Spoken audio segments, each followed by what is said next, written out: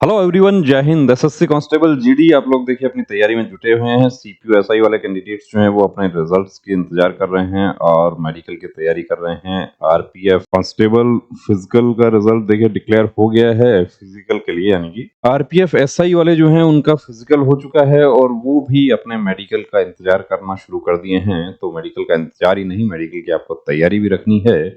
अब medical points, क्या points हो सकते हैं, क्या सॉल्यूशन हो सकता है, उसके बारे में बात करेंगे। अब देखिए यहाँ पर दांत से रिलेटेड एक डाउट आप लोगों का रहता है कि इस तरीके से जो कैप किया हुआ दांत होता है, क्या उसका पॉइंट मिलेगा? पॉइंट मिलेगा यानी कि क्या इसके नंबर मिले, ऐड होंगे? तो दांत के जो डेंटल पॉइंट आप लोगों के काउंट होते हैं वो अपर जा जो है उससे काउंट होते हैं। ऊपर वाला दांत आपका हेल्दी है और उसको मैच करता हुआ नीचे वाला दांत है तो आपको उसके प्रॉपर नंबर मिलते हैं। अब इसका ऊपर वाला यदि हेल्दी टीथ है तो इसके कितने हो गए? 2 नंबर हो गए। यानी कैप कैप जो है उसका आपको नंबर मिलेगा, उसमें कोई इशू नहीं होगा। हाँ। जो ब्रिज होता है उसमें क्यों नंबर नहीं मिलता है वो हम पहले बात कर चुके हैं। उसका डिटेल वीडियो भी है, उसका लिंक आपको डिस्क्रिप्शन में मिल जाएगा। जो आर्मी के रिटायर्ड डेंटिस्ट हैं, कर्नल रैंक के अफसर, उनके हमने जो वीडियो बनाए उसका आपको लिंक मिल जाएगा। वहां आप देख सकते हैं कि क्या दांत में इशू हो सकता है और क्या सॉल्यूशन हो सकता है। अब कैप का देखिए एक ध्यान रखना है यहाँ पर एक चीज आपको, कि अच्छी क्वालिटी का कैप होना चाहिए और वो जो बटन टाइप जो लगते हैं वो ना हो, ये ध्यान रखना है।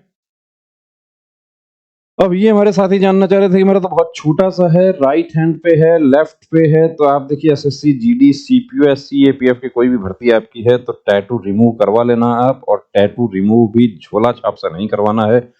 कान में व्हाइट पैच जिसको टीएस पैच कहा जाता है, तो अक्सर देखिए देखा गया है कि एसएससी जीडी एससी एपीएफ की बात करें तो टीएस पैच फिट होते हुए देखा है।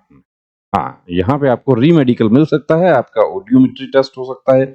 हियरिंग यदि आपका नॉर्मल है तो कोई इशू नहीं होगा।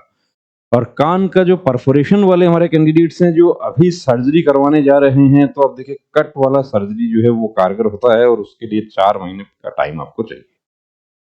तो 4 महीना तो नहीं है हमारे पास यदि हम बात करते हैं तो। ये बहन एक पूछ रही थी कि मैं टैटू रिमूव करवाऊं। बिल्कुल करवाएं। ये इस तरीके के जो कट मार्क्स होते हैं वो अनफिट पॉइंट है क्या? बिल्कुल पॉइंट है। और इसका सॉल्यूशन क्या है? सॉल्यूशन तो लेजर होता है। टाइम बहुत ज्यादा चाहिए रिकवरी के लिए। अभी एसएससी जीडी के लिए तो ये देखिए इतने ज्यादा का तो ट्रीटमेंट नहीं हो पाएगा। तो क्या किया जा सकता है? आप एक्सीडेंटल कट बता के आप इसमें कोशिश करें कि आपकी कहानी जो है उस पर मेडिकल अफसर विश्वास कर लें। अब ये देखिए, ये हमारे साथी जो है वो कुछ क्वेश्चंस थे इनके नाक को लेकर, कि सांस लेने में तकलीफ रात में ज्यादा होता है। काफी डिटेल में इन्होंने क्वेश्चंस भेजे और बड़ा अच्छा लगा हमें भी रिप्लाई करने में। सांस छोड़ते वक्त रिलैक्स फील होना पर अंदर खींचते समय हल्का मीठा ठंडा ठंडा दर्द महसूस होना, जो डीएनएस के सिम्टम्स हैं। अब डीएनएस आप लोगों को कोई परेशानी नहीं करता है। फोर्स के पॉइंट ऑफ व्यू से देखते हैं तो कहाँ परेशानी होती है कि जब आप हाई एल्टीट्यूड में जाते हैं या आप हवाई सफर करते हैं, उस समय आपको उससे परेशानी हो सकती है कि जहां एयर प्रेशर कम हो जाता है।